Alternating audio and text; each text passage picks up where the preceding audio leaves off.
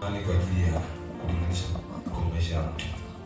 And the season, majira, means time and the duration when a person shifts to live. Inamaanisha muda ambao mtu anaanza kuishi. Praise the Lord. So we have these two keywords which is separate and seasons. Kwa hiyo tuna maneno mawili ambayo ni season na majira. So let's now go together so that we can understand what God wants to know today. Basi tuende pamoja ili tuweze kufahamu kile ambacho tunahitaji tufahamu leo. Praise the Lord. Bwana asifiwe. Secret which is found in season and duration in prospering person's life. Siri ambazo zinapatikana katika majira ambayo mtu anaishi. Daniel chapter 1. Danieli sura ya kwanza From the 21 verse kwanza mstari wa 21. we see Daniel. Tunamwona Daniel lived a long time for that area. Aliishi kwa muda mrefu katika ile eneo. But in his season, lakini katika kipindi chake, there were different things that were going on. Kulikuwa na vitu tofauti tofauti ambavyo vilikuwa vinaendelea. And all of these things, na vitu vyote hivyo, has a unique contribution vina mchango maalum to the seasons kwenye majira for Daniel, kwa Daniel to live, kuishi. So, kwa hiyo, let's see these three words. Hebu tuone haya maneno matatu. Jesus Christ, Yesu Kristo, is a light. Ni mwanga. Jesus Christ, Yesu Kristo, is life. Ni uzima. Praise the Lord. So, if Jesus Christ is a light, kwa hiyo kama Yesu Kristo ni nuru, if it will be in a person's life, kama atakuwa kwenye maisha ya mtu, means this person, inamaanisha huyu mtu has a light. Ana nuru. Jesus Christ, Yesu Kristo, is life. Ni uzima. So if Jesus Christ, kwa hiyo kama Yesu Kristo will be in a person's life, atakuwa kwenye maisha ya mtu, this person, huyu mtu will possess life. atakuwa na uzima. Therefore, kwa hiyo no life, hakuna uzima out of Jesus. nje na Yesu Kristo. If you will be out of Jesus, kama itakuwa nje ya Kristo, no life. hakuna uzima. Which is life? Uzima ni nini? And in our title, there is one which is known prospering person's life. Na katika somo letu tunaona ni kufanikisha maisha ya mtu.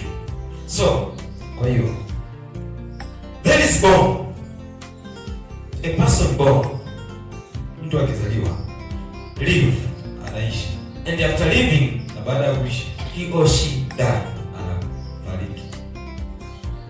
Let's see the second way. Basi tuangalie neno la pili. We born in Jesus, tunazaliwa katika Yesu. That in normal way we call it salvation, ambao kwa jina la kawaida tunaita wokovu. Then, kwa hiyo, after born in Jesus, baada ya kuzaliwa katika Yesu, we live in a purpose of our born. Tunaishi katika kusudi la kuzaliwa. And then the third, na tatu, after that, baada ya hapo, we rest, tunapumzika in Jesus, katika Kristo. I started by saying, nianza kwa kusema, I'm born, nimezaliwa, I'm living, ninaishi.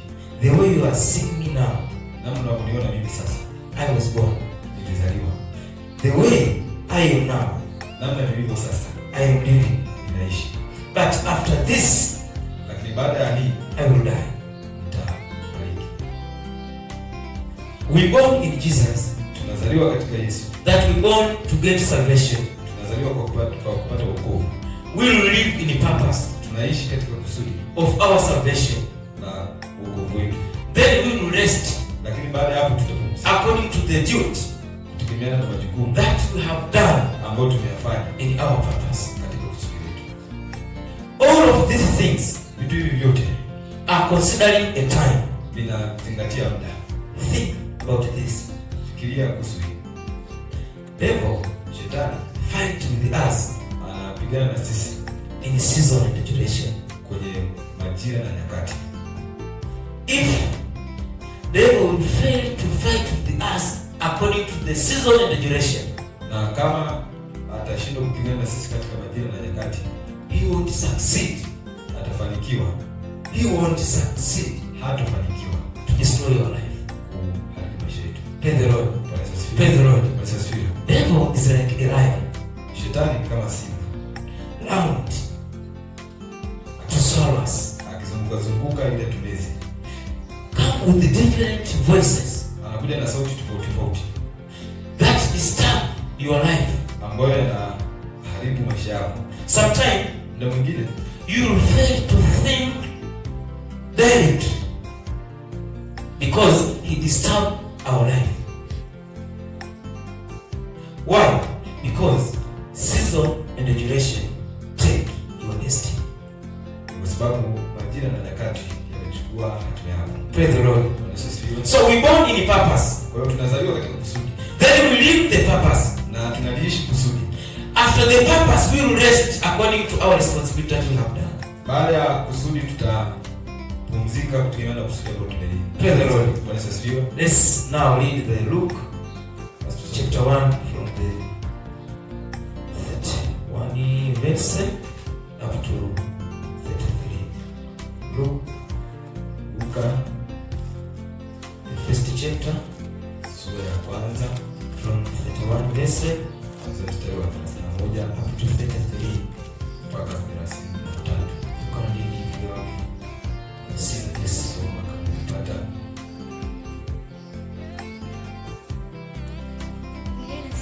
Yes. Tazama, utachukua mimba na kuzaa mtoto mwanaume, na jina lake utamwita Yesu. Huyo atakuwa mkuu, ataitwa Mwana aliye juu. Na Bwana Mungu atampa kiti cha enzi cha Daudi baba yake. Ataimiliki nyumba ya Yakobo hata milele. Na ufalme wake utakuwa hauna mwisho. Praise the Lord. Let Let me repeat again. And behold, you will conceive in your womb and bear a son. Behold, you will conceive in your womb. Angalia, utapata uwezo wa kupokea mimba And bear a son. na kuzaa mtoto. And you shall call his name Jesus. Na utamuita jina lake Yesu. The following verse. Mstari unaofuata. He will be a great, Atakuwa ni mkuu and he will be called the Son of Most High. na ataitwa mtoto wa aliye juu. And the Lord God will give to him the throne Na Mungu Baba atampa of his father David. cha baba yake Daudi. And he will reign over house of Jacob forever. Na ataishi katika nyumba ya Yakobo milele. And of his kingdom there will be no end. Na ufalme wake hautakuwa na mwisho. Praise the Lord. Yesu asifiwe. We have got an endless kingdom Tumepata ufalme usio na mwisho. because we have Jesus who owns the endless kingdom. Kwa sababu tunaye Yesu ambaye ana ufalme usio na mwisho. So if we will be against Jesus, Kwa hiyo kama tutakuwa kinyume na Kristo, we are losing an endless kingdom. tunapoteza ufalme wetu usio na mwisho. Praise the Lord. So according to the time that God wanted you to be in his kingdom, Kwa hiyo kutegemeana na muda ambao Mungu alikuhitaji wewe uwe katika ufalme wake, in the time that you are started to win and consider the coming season. ni wakati ambao inabidi usimame katika kuyashinda majira yanayokuja. Praise the Lord. Bwana Yesu asifiwe. This is why you are given a light, Na ndio maana umepewa nuru. and in this light Na katika nuru hiyo there is natural ability of being able to understand the duration. kuna uwezo maalum wa kuweza kutambua majira. Praise the Lord. Bwana Yesu asifiwe. Praise the Lord. Bwana Yesu asifiwe. Sometimes we are entering in the cost Ndio mwingine tunaingia katika gharama because we have a light, kwa sababu tunayo nuru. and sometimes we are living cost Na ndio mwingine tunaishi gharama because we are in darkness. kwa sababu tuko katika giza. So when you are running from entering to the cost, Kwa hiyo unapokimbia kuingia katika gharama, yes, gharama, it's because you are in dark or you are in light. ni kwa sababu upo katika nuru au upo katika giza. Praise the Lord. Bwana Yesu asifiwe. Sometimes Na mwingine somebody can come and advise you ndio mwingine mtu anaweza akaja na akaanza kukushauri. when you are passing this problem, Kwa nini unapitia katika changamoto hii? that you still a trained person. Lakini bado unamhubiria. You are not living this area. Hautakiwi kuishi mahali hapo. What is your problem? Tatizo lako ni nini? You see, Unaona? we are also a follower of Jesus Christ. Na sisi pia ni wafuasi wa Yesu Kristo. But in this kind of problem, Lakini kwenye changamoto kama hizi we are living, we are pia. Why you still here? Kwa nini bado uko hapa? Because you have a complete knowledge about the season of prosperity in your life. Hallelujah, hallelujah. Kwa sababu unayo majira sahihi ya kufanikisha maisha yako. David had a secret, awareness about the secret which are found in the duration of the time. And David decided to enter the problem because he know one day this problem will be the source for him to prosper. Daudi alikuwa anajua majira na nyakati zake, na ndio maana akakubali kuingia kwenye changamoto kwa kipindi fulani, kwa sababu alijua ni kipindi ambapo itakuja kufanikisha maisha yake. Praise the Lord. Bwana Yesu asifiwe. Let's see another part.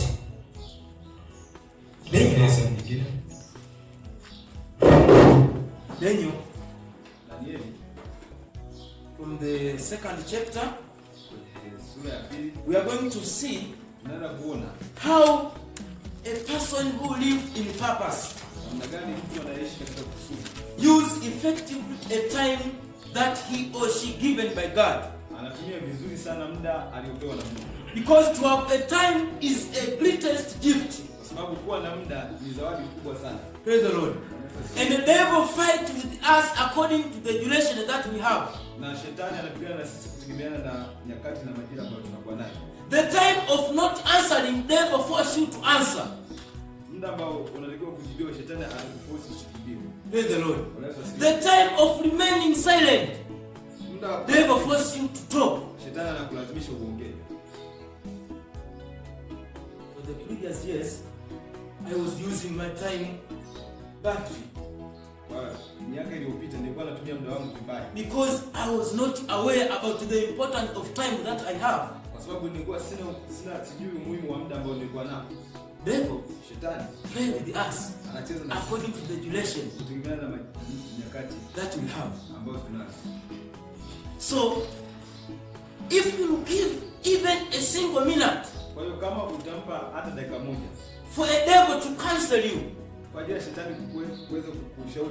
to talk something to you, you are allowed a seed that will give, that will cause bad effect in your future. When we are growing, we need different kinds of food so that we will be well and healthy. Therefore, if you allow a devil to mix a point of poisons in your food, you won't grow well. This is why we say that anytime, wherever you are, whatever you are doing, in any situation, walk with God. Even though you are not in the problem, but it is very important to walk according to the will of God. Praise the Lord. Listen, God.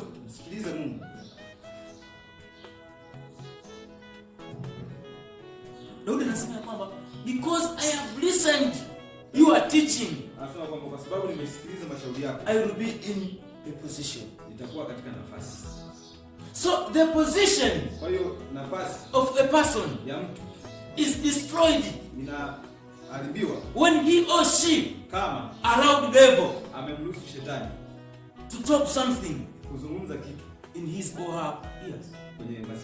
Praise the Lord. We know we have an innate understanding, but this innate understanding must be controlled. Must be controlled by a God of season. Praise the Lord. Praise the Lord. So our season that we have now must be under the leadership of God. Praise the Lord.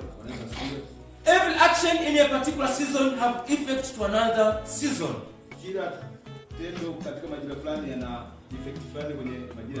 Yes. Every action in a particular season have an effect to another season. kwenye majira mengine. This is why Na ndio maana sometimes you can be asked yourself, unaweza kujiuliza wewe mwenyewe, the way you answered somebody namna ambavyo ulimjibu mtu up to now, mpaka sasa, you are failing to live with him or her peaceful. umeshindwa kuishi naye kwa amani. Why? Kwa nini? Devil played in season. Shetani alicheza na majira. There were different responsibilities Ulikuwa na majukumu tofauti that you are failed to do accordingly, ambayo ulishindwa kufanya vizuri. and hence up to now Na ndio maana mpaka sasa you are mourning, you are lamenting about it. unalalamika na kuhuzunika. Why? Why?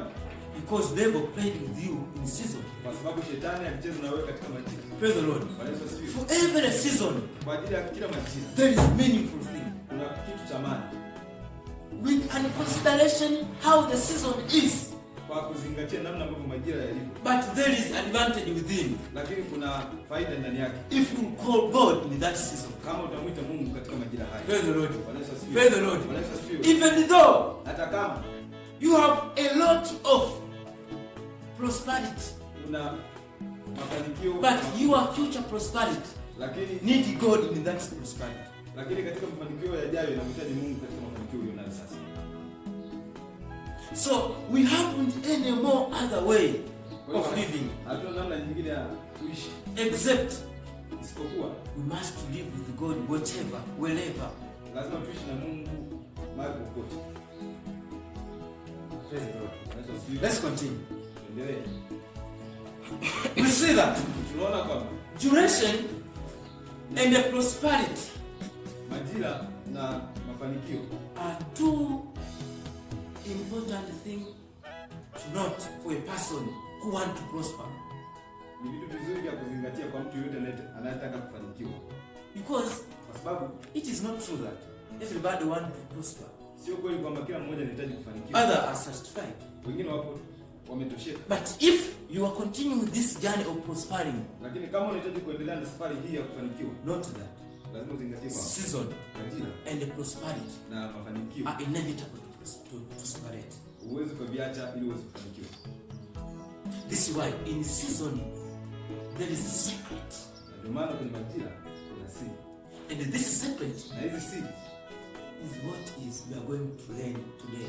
ndicho ambacho tunaenda kujifunza. So you are alone at your home, Kwa hiyo kama ukiwa peke yako nyumbani, you are in the way, uko njiani, you are in the bus, uko kwenye basi, you are in the, can be an aeroplane, whatever. uko kwenye ndege au popote, You must know that lazima ujue kwamba in that season, katika majira for that time, kwa muda huu, for this duration, kwa ajili ya there is secret kuna siri for you to prosper za wewe kufanikiwa between the high number of people. katikati ya watu. Praise the Lord. Unaweza sikia. Praise the Lord. Unaweza sikia. So this secret, Kwa hiyo siri hizi we say that tunasema kwamba are known by few people. zinajulikana na watu wachache. Secrets are known by few people. Siri zinajulikana na watu wachache. This is why we said at the beginning, Na ndio maana tumesema mwanzoni, secret is anything siri ni kitu chochote which is hidden ambacho kimefichwa but add value lakini kinaongeza thamani to a person's life. kwenye maisha ya mtu. We all born, Wote tunazaliwa as we said, kama tulivyosema, then we are living, tena tunaishi as we said, kama tulivyosema, we will die, tutakufa as we said. kama tulivyosema, Hence, lakini all we born in Jesus. wote tunazaliwa katika Yesu Kristo. We live in the purpose. Tunaishi katika kusudi. Then we will rest Na baada ya hapo tutakufa according to the duty kutegemeana na wajibu that we have. ambao tunayo. Therefore, Kwa hiyo according to the season that we have, kutegemeana na majira ambayo tunayo, we are given a chance to do something tumepewa nafasi ya kufanya kitu fulani according to purpose of God. kutegemeana na kusudi la Mungu. But our prosperity Lakini mafanikio yetu will depend yatategemea on understanding kwenye uelewa the secret wa asili which is found in that duration. ambazo zinapatikana katika nyakati hizi. Praise the Lord. Bwana Yesu asifiwe. Praise the Lord. Bwana Yesu asifiwe. Praise the Lord. Bwana Yesu asifiwe. Siku moja One day, nilikuwa napita sehemu moja. I was passing somewhere. Sasa nimepita pale usafiri wangu, After passing there, sikusoma kama tangazo limeandikwa mwisho wa bodaboda ni hapa. I didn't read the descriptions. Sasa nipo najaribu niende upande gani, I was trying to go somewhere. kuta unakuta wanajeshi wamekuja na bunduki kubwa. Find a person coming this day. Inaishia hivi. Sasa sikuwa kiroho nianza kutetemeka. Because I was not in spiritual, I started. Kasema kuna kitu gani? I asked Mason, what is there? Nikagundua kwamba sijasoma siri za majira nilionayo kwenye eneo husika. I found that I didn't read the secrets at that particular time. Baada hapo aliniuliza maswali akasema, vipi? Sema salama. Unajua kusoma? After that, yes. Nikamwambia, ndio najua. I said yes. Kwa umefanya makusudi. I said so, you have done. Akasema, kwani nini? Akasema, rudi kasome pale ambapo umeingilia. He said turn back and go and read where you have done. Nikaenda kusoma pale nikaona kumeandikwa ni marufuku kuingia na chombo chochote cha usafiri huko. Ukikamata faini 50, sina hata mimi. Aisee. Baada ya kusoma nilipoona tu uruhusiwi nini, nilikimbiza nikarudi.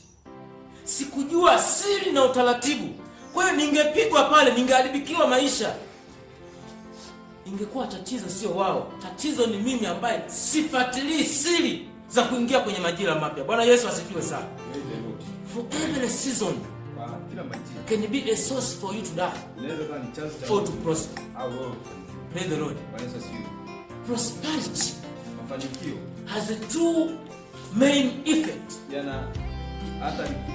For you to die or to prosper completely.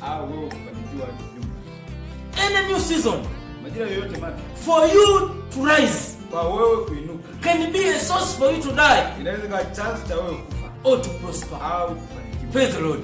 This is why the nature of God is to teach the secret thing for a new season.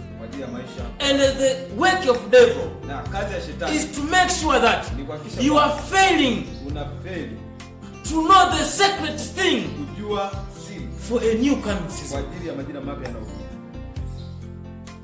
Praise the Lord. Praise the Lord, brothers. Therefore, they say that if we want a new life, we must bow down before God daily to know the secret of being in our new season. Praise the Lord. Praise the Lord. We are living in a group, but we are alone. We are supported by a lot of people, but we are alone. Praise the Lord. We are saved by Jesus. We are many in the kingdom of God, but you are alone.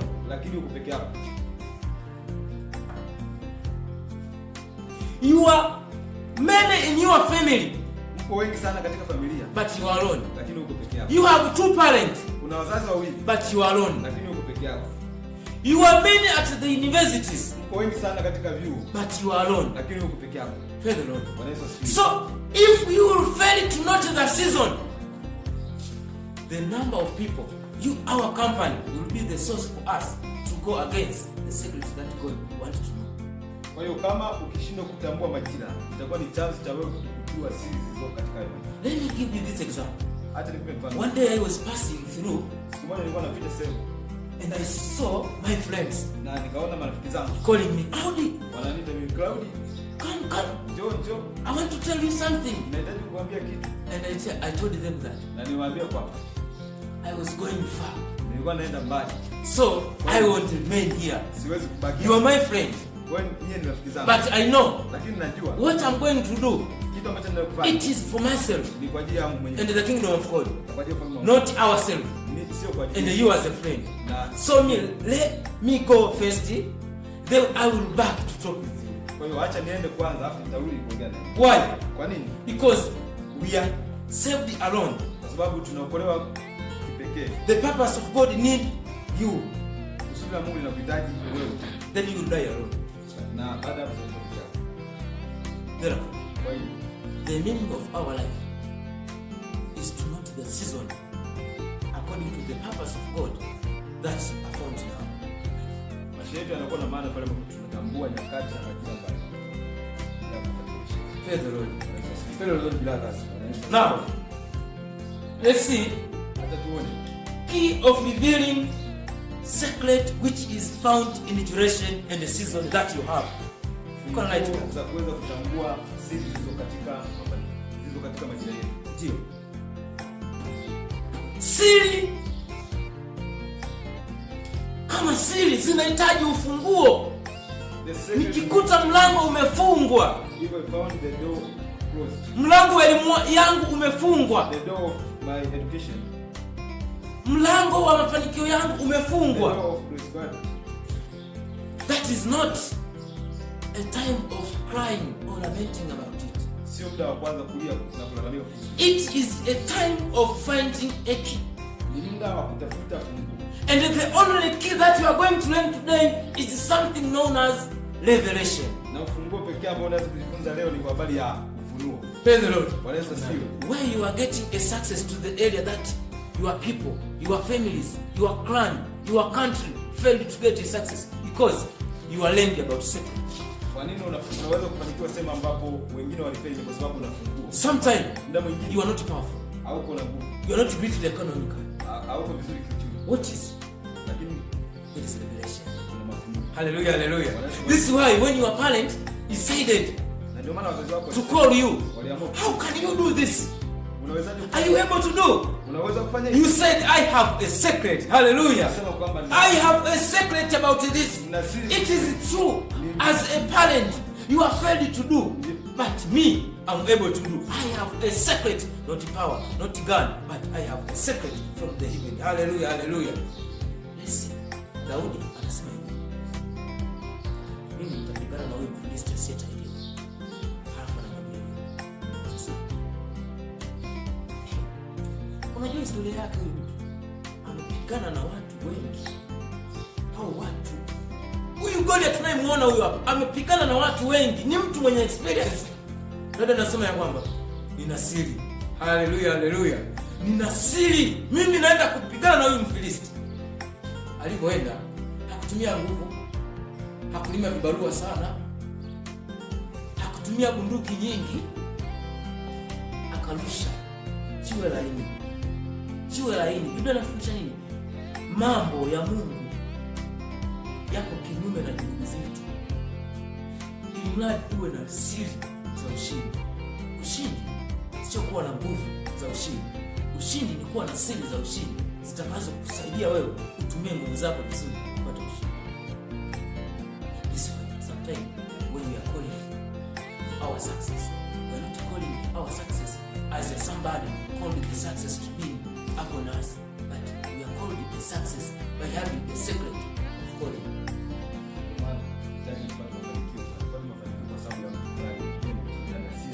Let me use this example. This phone, in order to call my friend here, a secret that I must have is all about the battle.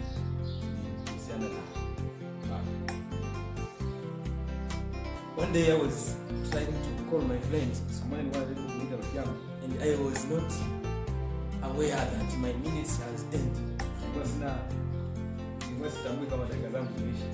And I turned a loudspeaker, and I was with my friends who respect me. Then I called. Then I heard a voice. Oh! I decided to turn around. I felt shy. Why? Because I lack the secret. This is why a shy was up on me. Praise the Lord. A shy of your tomorrow is because you allowed the devil to play with your season. If you lock that devil, this is a password which is not known by devil. It is impossible for you to have a shy tomorrow. Kama utakuwa na siri ambazo shetani hawezi kuzitambua, ni ngumu ngumu sana kupata hivyo siku ya kesho. Praise the Lord. Bwana Yesu asifiwe. Praise the Lord. Bwana Yesu asifiwe.